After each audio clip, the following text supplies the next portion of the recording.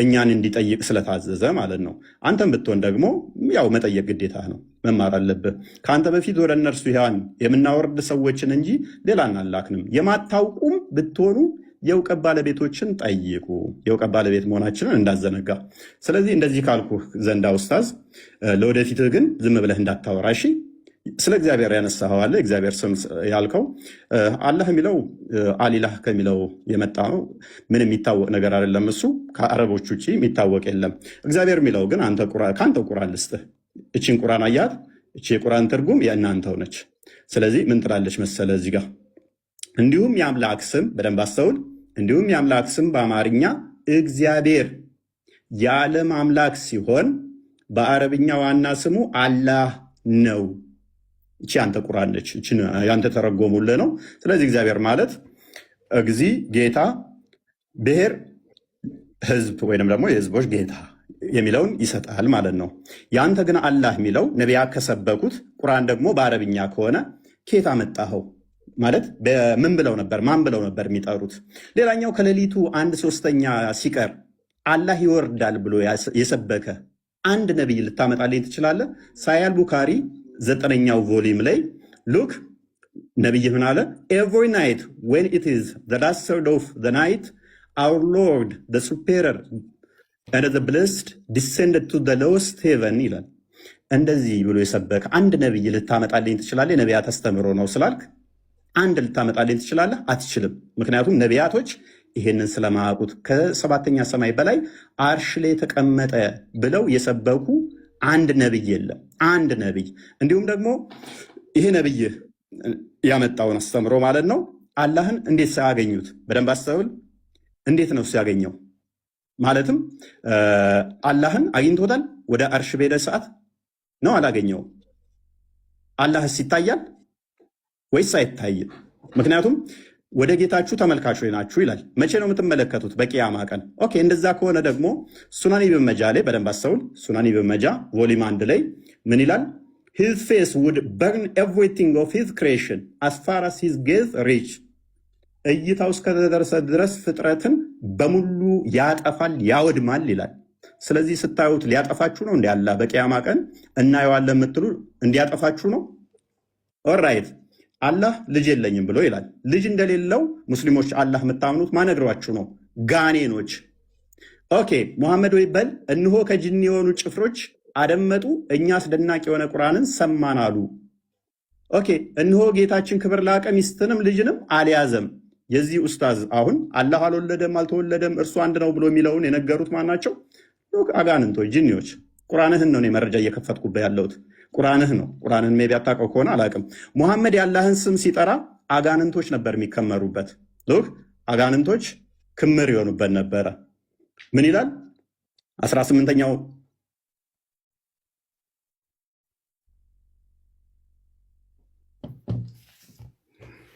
ተቆርጠሃል?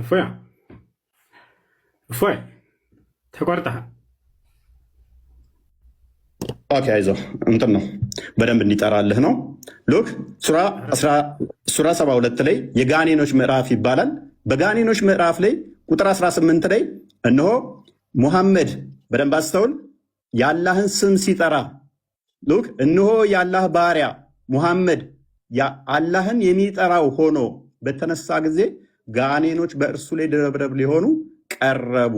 አጋንንት ነበር የሚከመሩበት ሙሐመድ የአላህን ስም ሲጠራ ማለት ነው። ይኸው ቁርአንን እኔ አይደለሁም ያልኩት፣ ቁርአንን ያለው አላህ ሰውን ከገማ ጭቃ ነው የሰራው። በምን? በእጁ ወስዶ አላህ እጁን ታጥቦታል። ሱናን አቢ ዳውድ 46:95 ላይ ታጥቧል አልታጠበም? ይኸው በሁለት እጆቼ ለፈጠርኩት ከመስገድ ምን ከለከለ ይላል። እጁን ሳይታጠብ ነው ያለው ወይንስ ታጥቧል? አላህ ጭንቅላት ይኖረው አይኖረው አይታወቅም። የትኛው ነብይ ነው አምላኩ በጭቃ አብኩቶ ሰራኝ ጭንቅላት ይኑረው አይኑረው ግን አላቅም ያለ ነብይ አለ? እጠይቅሃለሁ፣ አትሳቅና ተመለስ። ኡስታዝ ፊት ለፊቱን ያ ጎበዝ ሉክ እንደሱ ጎበዝ እንደሱ ስትሆን ያምርብሃል። አላህ 5 ጣቶች አሉት። እነኚህ ፓርቶች በፓርቶች የተገነባ ከሆነ እሱ ፍጡር ነው። 5 ጣቶች ስላሉ ይኸው 1 2 ብላችሁ መቁጠር ትችላላችሁ።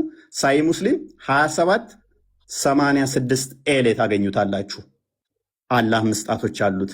ይሄ 5 ጣቶች እጆች ያሉት ጠፍር አለው የለውም? ወንድማችን ኡስታዝ አለው የለውም? ጣቶች ውስጥ ክፍል ናቸው ወይንስ ወጥ አንድ ናቸው? ክፍል ካላቸው ክፍሉ መሃሉ ቀዳዳው ፍጡር ነው ፈጣሪ ነው? በፓርቶች የተገነባ ከሆነ እሱ ፍጡር ነው፣ የፍጡር ባህሪ ስለሆነ ማለት ነው። ስለዚህ አላህ በምንም ተአምር ፈጣሪ ሊሆን አይችልም፣ ምክንያቱም የፍጡር ባህሪን ፖሰስ ስላደረገ።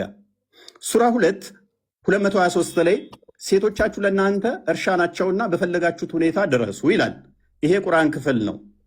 አላህ ይህንን የቁርአን ክፍል ይቀረዋል አይደለ ወይንስ አይቀራውም? ማለቴ ቁርአን የአላህ ቃል ነው፣ ዘላለማዊ ቃሉ ነው፣ ፍጡር አይደለም ብላችሁ የምታምኑ ከሆነ ፍጥረት ከመፈጠሩ በፊት አላህ የአላህ ባህሪ ከሆነ ቁርአን ወይንም ደግሞ ፍጡር ካልሆነ ቁርአን ቃሉ እነሆ ሴቶቻችሁ ለእናንተ እርሻ ናቸውና በፈለጋችሁት ሁኔታ ድረሱ የሚለውን ይቀራል ወይንስ አይቀራም?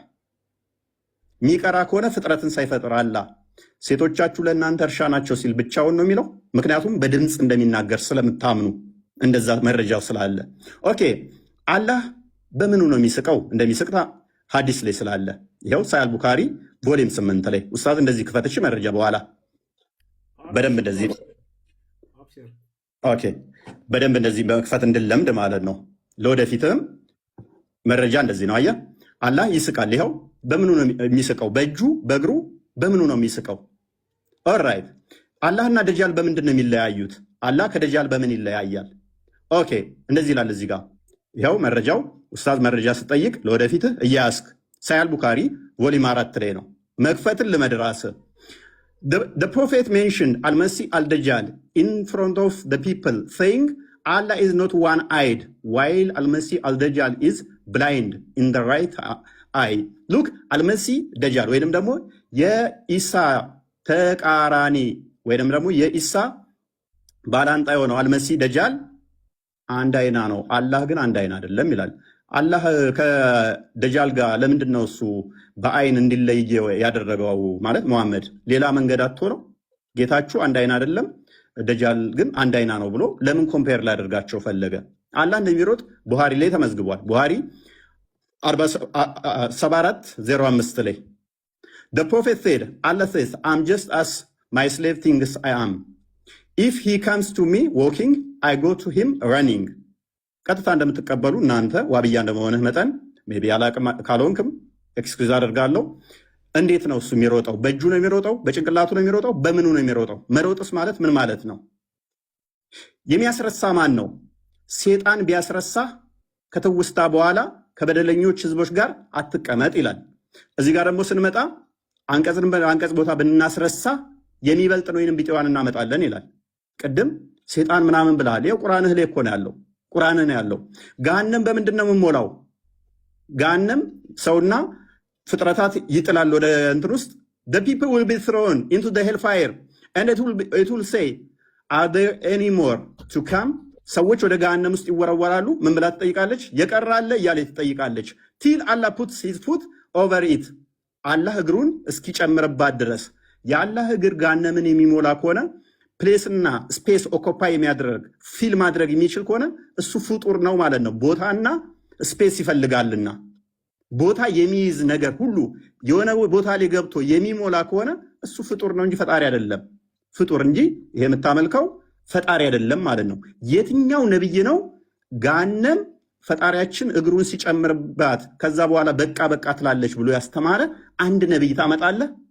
በእስራኤሎች ልጆች ላይ በያዕቆብ ላይ አስማት የለም፣ በእስራኤል ላይ ሟርት የለም። በጊዜው ስለ ያዕቆብና ስለ እስራኤል እግዚአብሔር ምን አደረገ ይባላል ይላል። በያዕቆብ ላይ ሟርትና ሉክ አስማት የለም። ነብይህ ላይስ ሳያል ቡካሪ ቮሊም 4 ላይ ነብይህ ላይ ደግሞ ናሬትር አይሻ የነብይህ ትንሿ ምጥጥየዋ ልጅ ያገባችሁ በ6 ዓመቷ ያገባት አዳም እንዲህ ብላ ትተርካለች። ፕሊስ ሚዩት አድርጌዋለሁ። ጣልቃ አትግባ። ጎበዝ ሚጢጥየዋ ምናምን የሚል ቃል ተው። እፎይ ትልቅ ነህ በቃ። ከዚህ በኋላ አረጀ። እሺ ጎበዝ በቃ ያለውን ነገር የተጻፈውን አንብብ። የተጻፈውን አይዞህ። እሺ አይዞህ። ሚጢጥየዋ ይሻላል። ትጠይቃለህ። ችግር የለውም። እሺ ታዳምጣለህ? በደንብ አዳምጣ። እየሰማህ እኮ ነው። ግን ጣልቃ ገባብኝስ? ቃልህን አስተካክል። ወይ ሌላ አልተባልክም። ፖለቲካ አትስራ። ጣልቃ ገባብኝ እንዴት እናድርግ? በኋላ ሂድ፣ ቀጥል፣ አብሽር። ጣልቃ ትገባብኛለህ? አገባም ወይንም ይህንን ኮንፊርም አድርግልኛል። አልገባም፣ አብሽር። ግን ቃላቶችን አስተካክል ለተከታዮች ስትል ማለት ነው። ይኸውልህ እኔ ምንም ያጠፋሁት ነገር የለም። ስለዚህ ጣልቃ እየገባህ ግን አንተ እያስቸገርክ ነው አይደለም? ከየት ነው ያመጣኸው? ቆይ አዳምጥ። እሺ እኮ ጣልቃ አትግባ። አዳምጥ እኮ ተራዊ ነው አይደለም? ወይንስ እንዴት ነው? ዝም ብለህ መረባበሽ ነው የፈለከው? በቃ ይቅርታ፣ በቃ ቀጥል። እንዳትወጣ አደራህን፣ ግን እንዳትወጣ ቀጥል። ጎበዝ። ስለዚህ ያለው መረጃ ታመጣለህ ካሁን በኋላ ስታወራ፣ ግን ጣልቃ አትግባብኝ በተቻለ መጠን። ወደፊቱ ይህንን ልመድ። እሺ ይህንን ትለምዳለህ። ይቅርታ በልሽ። ያው ጣልቃ አልገባም በል። ጣልቃ አልገባም በል። እስኪ እባክህ ጣልቃ አልገባም በል። በጣም ይበረቅባቸዋል። ቀጥል። ጣልቃ አልገባም በል። ጣልቃ አልገባም በል ብትል ወላሂ ለዚህ ባለቀም ዛሬ ወዴት ባትሄድም እጄ ገብተሃል። ዛሬ በ4 ዓመትህ ማለት አሁን ቀጥል። ዝም ብለህ ቀጥል እኮ ጣልቃ አልገባም በላ። ኦኬ ጣልቃ ከገባ ግን እየረበሽክ ስለሆነ ወደኋላ እንመልሰው ሰዓቱን አለ ልታፈገፍግ ነው አይደል? ወላሂ አለቀም ዛሬ ወረበል ካማ